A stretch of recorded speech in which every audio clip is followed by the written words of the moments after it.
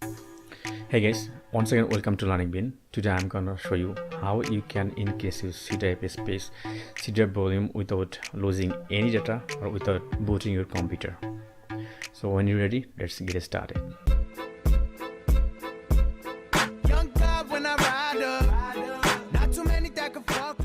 If you have any question regarding this video, feel free to ask me in the comment section. And if you really like this video, then don't forget to subscribe my channel and hit the bell icon to get more update.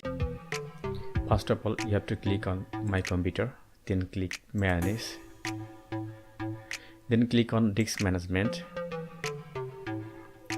So remember that if you want to increase your C drive, you need to have a unallocated drive next to the C drive. So you can see I don't have any unallocated free drive next to the C drive. I have a demo drive, D drive, so I have to delete this drive. And remember, once again, if you want to delete any drive, you must back up that drive. So I have already backed up to my D drive, so I'm gonna delete this drive now. Right click on the drive, then click delete. Yes, I want to delete my drive. Now you can see I have an unallocated drive next to the C drive. So I'm gonna combine between these two drives. Okay, so you can only combine the drive next to the C drive. So you are not allowed to combine between C drive and this drive or this drive. So just next to the C drive, this one. So I'm gonna click my C drive now and click extend volume.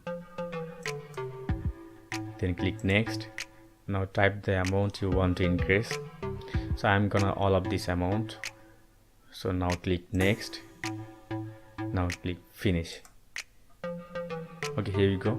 Now you can see I don't have any unallocated drive and my drive already increased. So by this way you can increase any drive of your computer.